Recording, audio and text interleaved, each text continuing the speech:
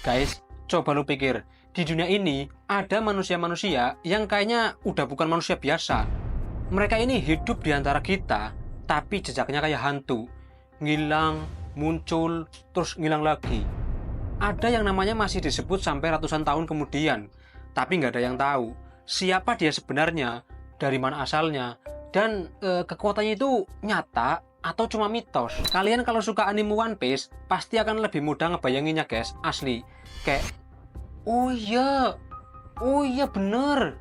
Ini kayak lu penasaran sama kekuatan Shanks, Im Sama, atau Joy Boy di One Piece. Di dunia nyata pun ternyata ada juga guys. Dan inilah 7 manusia paling misterius di dunia yang kehebatannya belum terungkap hingga kini.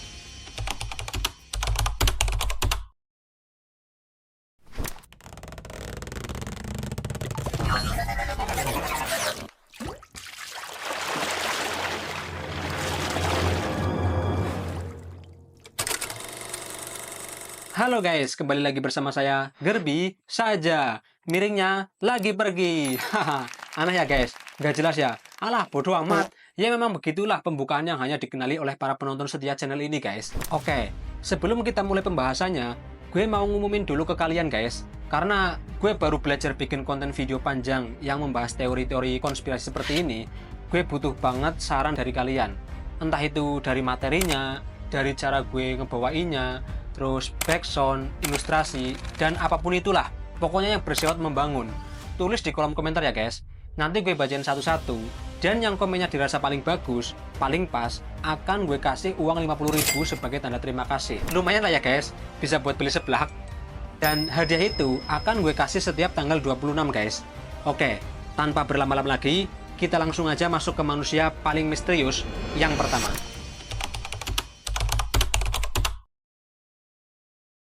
Yang pertama ini, dia dijuluki The Immortal, atau yang abadi. Lu pernah denger kan, ada orang yang katanya nggak pernah tua, pakai skincare kali bro. Lu diem aja, nggak usah ikut ngomong. Gue udah bilang lu lagi pergi. Orang ini, katanya dia nggak pernah tua guys. Makanya awet muda dari abad ke abad.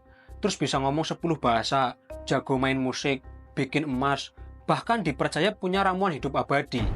Namanya Count of Saint Germain. Ya, nggak tahu lah itu bacanya gimana lah. Ini lidah saya kepletot-pletot ya. Dia ini misterius banget guys. Catatan sejarah menunjukkan kalau dia ini sering diundang ke acara kerajaan Eropa. Ngobrol langsung sama Raja Louis XV. Tapi, nggak ada yang tahu dia lahir kapan. Nggak ada akte lahir, nggak ada jejak masa kecil, nggak ada kuburan. Yang lebih gila, setelah dia diumumkan mati tahun 1784, orang-orang ngaku masih ngeliat dia muncul puluhan tahun kemudian guys. Muka dan suaranya nggak berubah sama sekali. Lah, ini orang abadi atau gimana gitu loh? Ada beberapa teori liar yang bilang kayak gini. Ada yang bilang dia time traveler, ada yang percaya dia udah nemuin cara hidup abadi, bahkan ada juga yang bilang dia bukan manusia biasa guys. Nah, kalau disandingkan dengan dunia One Piece, mungkin Count of Saint Germain ini mirip kayak Im Sama guys. Sama-sama misterius, umurnya nggak jelas, dan kerja di balik layar. Semua orang takut, tapi nggak ada yang tahu siapa dia. Kalau menurut kalian, para pecinta One Piece, si The Immortal ini mirip siapa guys? Coba tulis di kolom komentar ya. Oke, selanjutnya, manusia paling misterius di dunia yang kedua.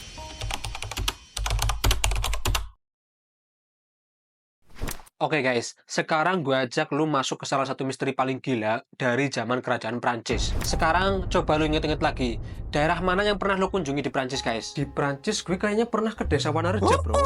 Mana ada desa Wanareja di Prancis? Gini guys, lu bayangin ya, ada satu orang, dia dipenjara seumur hidup, sendirian. Mukanya ditutup pakai topeng besi, full topeng besi, rapet tepol, nggak bisa dilepas. Bahkan penjaganya sendiri nggak boleh lihat mukanya. Gila nggak tuh guys? Bahkan namanya itu nggak ada yang tahu guys. Beneran nggak ada catatan siapa dia. Di semua dokumen kerajaan cuma disebut tahanan bertopeng. Tapi yang aneh, dia dijaga ketat. Nggak kayak tahanan biasa. Dia dikurung di tempat elit, diperlakukan khusus, tapi nggak boleh ngomong ke siapapun. Itu tuh kayak ada sesuatu yang harus disembunyikan dari dunia. Dan banyak yang percaya dia adalah saudara kembar dari Raja Louis XIV. Bayangin ya, kalau ini benar dia saudara kembar raja, berarti dia punya hak atas tahta. Tapi malah ditutupin eksistensinya pakai topeng guys. Nah, kalau gitu pertanyaannya, Kenapa wajahnya mesti ditutupin? Jawabannya adalah, kalau dia beneran kembaran raja, artinya dia punya hak yang sama buat jadi raja. Nah, ini bisa bahaya guys, bisa menimbulkan perang sipil. Makanya daripada dibunuh, mending dikurung diam-diam, disembunyiin selamanya gitu. Jadi, topengnya itu sebenarnya bukan buat nutupin wajah, tapi buat nutupin identitas. Tapi itu hanya teori liar guys. Sampai sekarang, identitas asli orang ini masih jadi misteri sejarah. Siapa dia sebenarnya? Saudara raja? Atau anak haram bangsawan? Atau malah pion politik yang terlalu berharga untuk dibunuh? Yang pasti dia hidup, tapi kayak nggak pernah ada. Cuma karena satu alasan, dunia nggak siap lihat siapa dia sebenarnya. Nah, kalau di dunia One Piece, Man in the Iron Mask ini mirip banget sama Portgas di S guys, asli. Ini menurut gue loh ya, kalau kalian punya pandangan lain, silahkan tulis di kolom komentar saja. Nggak usah kirim-kirim Santorio segala, gue nggak punya haki buat nangkis itu. Menurut gue, orang ini tuh mirip banget sama S. S itu kan anak Goldie Roger, anak dari Raja Bajak Laut, tapi pemerintah dunia menyembunyikan dia. Bahkan pemerintah dunia pengen S ini nggak pernah dilahirkan loh. Kenapa? Karena darahnya terlalu kuat. Sama kayak Man in the Iron Mask ini, yang mukanya ditutupin karena keturunan dan nasabnya terlalu berbahaya buat dunia.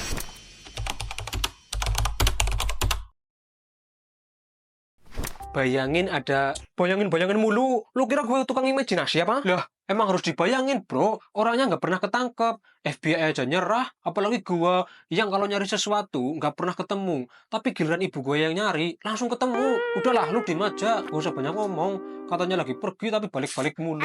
Nih guys, lu bayangin ya. Ada orang asing naik pesawat, rapi. Pakaiannya rapi, sopan. Terus bawa koper. Tapi tiba-tiba dia kasih surat ke pramugari, isinya kayak gini. Saya bawa bom, jangan panik, ikuti instruksi saya. Dia minta uang $200.000 dan 4 parasut. Dan lu tahu yang paling gila apa? Setelah dikasih semuanya, dia lompat dari pesawat dan hilang. Sampai sekarang guys. Orang ini pakai nama palsu, namanya DB Chopper. Peristiwa ini terjadi tahun 1971 di Amerika. Dia ngerampok pesawat komersial, minta uang tebusan, dan setelah semuanya dikasih, dia kabur pakai parasut di tengah malam, di atas hujan, badai, dan suhu dingin. Sampai sekarang, FBI, CAI, siapapun nggak pernah bisa nemuin dia. Nggak ada mayat, nggak ada jejak, nggak ada sisa uang. Padahal pencarian besar-besaran sudah dilakukan, guys. Terus, apa yang membedakan perampok ini dengan perampok lain? Kok bisa ini dikategorikan menjadi manusia paling misterius di dunia? Ya, nggak lain. Karena dia ngerampok dengan sangat tenang, guys. Elegan, dan tanpa kekerasan. Penumpang lain bahkan nggak sadar kalau mereka ini sedang dibajak, guys.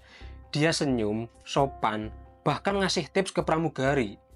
Dia itu kayak pencuri gentleman banget, guys. Nggak kayak perampok biasa. Ini, dia orang pinter loh. Terlatih, dan mungkin ini mantan militer atau agen rahasia. Tapi yang paling bikin merinding, dia bisa ngilang begitu saja. Kayak dia itu emang udah nyiapin semuanya, guys. Atau dia memang bukan orang biasa. Kasus ini jadi satu-satunya pembajakan pesawat komersial di Amerika yang belum pernah terpecahkan sampai hari ini. Siapa DB Chopper sebenarnya? Agenkah? Veteran perangkah? Alien? Atau pencuri paling licin di sejarah manusia modern? Siapa coba guys? Barangkali kalian ada yang kenal.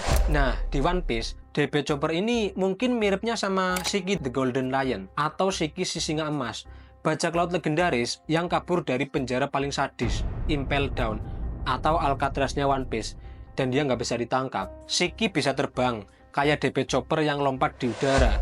Ya, meskipun pakai parasut sih, mereka sama-sama ninggalin legenda, sama-sama nggak ketangkep, dan dua-duanya masih bikin pemerintah ketakutan, guys.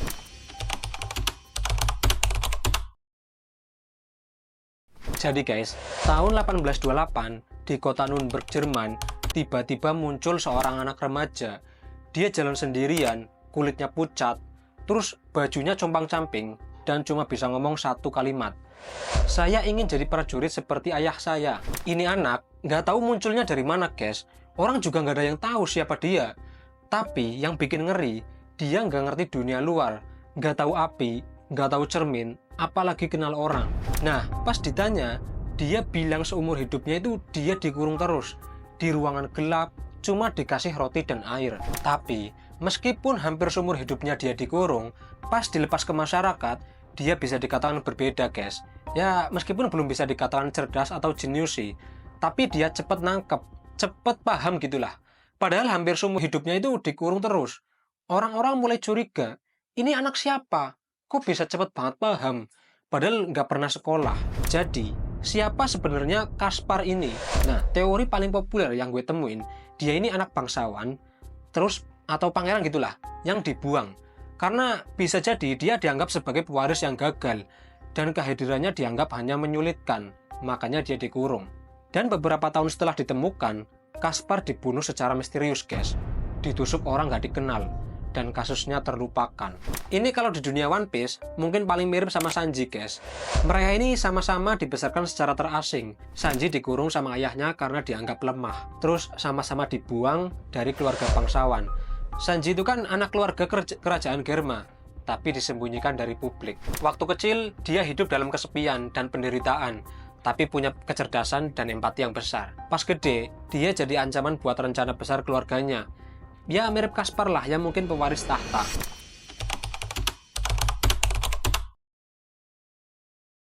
Oke guys, sekarang gue ajak lu ke Inggris, tahun 1100-an. Bayangin ya, lu lagi panen di desa kecil namanya Woolpit. Tiba-tiba ada dua anak kecil keluar dari lubang di tanah. Kayak babi hutan gitu, keluar dari tanah. Kulit mereka hijau, bajunya aneh, dan mereka nggak bisa ngomong bahasa manusia.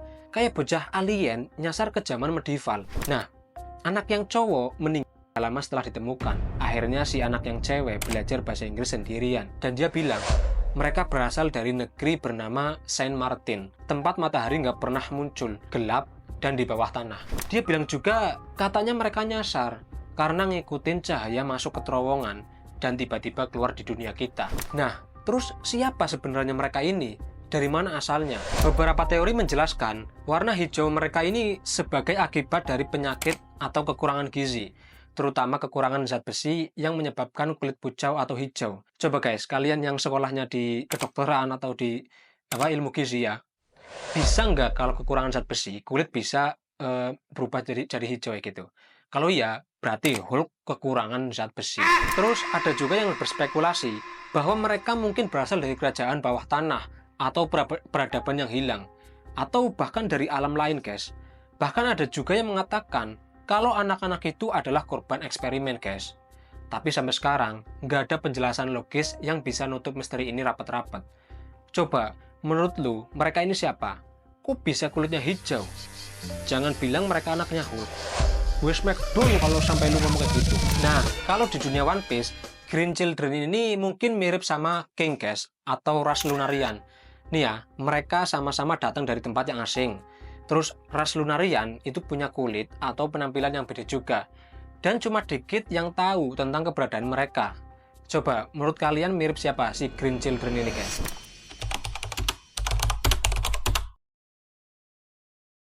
Tahun 1954, di Bandara Haneda, Tokyo, seorang pria berdasi turun dari pesawat. Dia kelihatan ya seperti pebisnis biasa, guys. Jas-jasan, bawa koper, ngomongnya pakai bahasa Jawa, bahasa Jepang, bahasa Jepang lancar, guys. Bahasa Jawa lagi. Tapi saat ditanya asal negaranya, dia jawab, saya dari Tauret. Kalian pasti nggak tahu kan, Tauret itu negara di mana? Sama kayak petugas bandara itu, guys. Dia bingung, kayak, hah? Tauret? Itu negara apa? Di mana? Terus si pria tadi nunjuk ke peta. Nah, posisinya itu kalau sekarang itu di antara Spanyol dan Prancis, tepat di tempat Andorra. Tapi Andorra bukan Tauret. Dunia nggak pernah punya negara bernama itu, guys. Tapi anehnya ya, guys, anehnya ya, semua dokumennya itu asli loh. Paspor, SIM, visa kerja, semua capnya sah. Bahkan perusahaan tempat dia ngaku kerja beneran ada, guys. Tapi nggak ada yang kenal dia. Terus lagi nih, hotel tempat dia booking ada, tapi staf bilang nggak ada reservasi atas nama dia. Akhirnya, karena orang ini mencurigakan, dia ditahan semalam di hotel yang dijaga polisi. Nah, paginya, pas dicek lagi, hilang dia, guys. Kamarnya kekunci dari dalam, nggak ada jendela terbuka. Semua dokumen, paspor, dan barang-barangnya ikut lenyap. Pokoknya nggak ada tanda-tanda dia melarikan diri. Nah, sejak saat itu, dunia berspekulasi. Apakah dia datang dari dunia paralel? Apakah dimensi Taurat bertabrakan dengan dunia kita sesaat, lalu tertutup lagi? Atau dia hanya manusia biasa dengan identitas palsu paling sempurna di dunia ini? Nah, ini orang kalau di dunia One Piece mungkin paling mirip sama Bartolomeo Kuma, guys. Hah? Bisa nih, Bang? Mirip dari mananya? Tenang dulu, guys. Nih, gue jabarin ya. Kuma ini awalnya kayak manusia biasa. Maksudnya pakaiannya gitu. Si Tauret ini juga tampilannya biasa-biasa saja. Kuma punya identitas resmi, pas dari si Chichibukai kan, ya. Tapi juga ada agenda tersembunyi, pas kayak Tauret. Dia juga punya dokumen resmi yang sah dari pemerintah. Dan mungkin juga dia punya misi tersendiri. Terus mereka sama-sama bisa ngilang, muncul secara tiba-tiba. Nah, kayak Kuma itu kan bisa pakai apa? Buah Nikyu no Mi itu kan hilang kan ya, teleportasi. Terus asal-usulnya Kuma dulu juga masih menjadi misteri kan, sebelum sampai di Arc Egghead. Sekarang sih udah ketahuan asal-usulnya ya guys. Nah, cocok nggak menurut kalian Tauret disandingkan dengan Kuma? Tapi untuk yang nomor 6 ini, sampai sekarang nggak ada bukti resmi kalau The Man from Tauret ini benar-benar ada guys. Nama, arsip, dan laporan resmi nihil. Tapi cerita ini udah terlanjur nyebar ke seluruh dunia. Jadi ya semacam urban legend modern gitulah.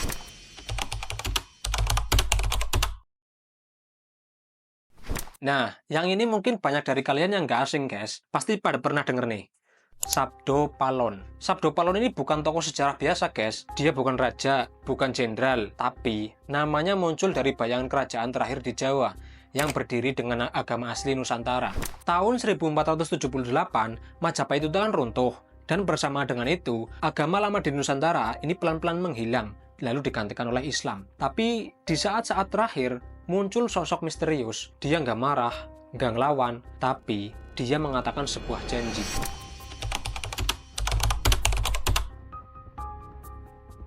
Dalam catatan rakyat, Sabdo Palon berkata, "Akan tiba waktunya aku kembali saat tanah ini lupa pada jati dirinya, saat gunung bicara dan laut murka." 500 tahun itu batas waktu yang dia janjikan. Nah, kalau dihitung dari runtuhnya Majapahit di tahun 1478, maka 500 tahun berakhir sekitar tahun 1978. Dan sejak itu, katanya Nusantara kan mulai goyah, mulai ada konflik agama, alam marah, budaya tercerai-berai. Kayak dia ini lagi nagih janji guys. Makanya beberapa tahun yang lalu, pernah rame soal Sabdo Palon Oyo Genggong nagih janji. Pernah denger nggak guys? Terus siapa sebenarnya Sabdo Palon ini? Ada yang bilang dia ini petapa sakti, ada yang bilang dia jin penunggu tanah Jawa, dan yang paling ngeri, katanya dia ini sebenarnya penjelmaan kesadaran bumi itu sendiri guys. Nah, kalau di dunia One Piece, menurut kalian Sabdo Palon ini mirip siapa guys? Gue udah punya satu nama yang paling pas dengan Sabdo Palon ini. Coba, ada yang sepemikiran nggak? Gue hitung sampai 10 ya. Kalian pikirin baik-baik. 1, 2, 3, 4, 5, 6, 7, 8, 9, 10. Sudah dapat guys? Oke, sama nggak coba ya? Di pikiran gua, Sabdo Palon ini paling mirip dengan Joy Boy guys. Ya nggak? Ada yang sama nggak? Nih ya, Joy Boy itu kan sosok yang hidup di masa lalu. Joy Boy dan Sabdo Palon ini kan mereka sama-sama bukan dewa, tapi adalah kesadaran sejarah yang nunggu waktu buat bangkit lagi. Oke, jadi begitu guys. 7 manusia paling misterius di dunia versi gua. Nah, dari semua yang tadi lu dengar, menurut lu siapa yang paling misterius? Paling bikin lu merinding atau paling menarik kisahnya guys? Dan lu percaya mereka ini nyata atau cuma legenda yang terlalu rapi buat dibantah? Coba tulis pendapat kalian di kolom komentar ya guys. Oke, kalau lu suka video misteri kayak gini, jangan lupa klik tombol like, share, dan subscribe. Biar lu nggak ketinggalan cerita-cerita berikutnya guys. Sampai jumpa di video-video menarik selanjutnya. Saya Gerbi. Pamit undur diri. Bye-bye.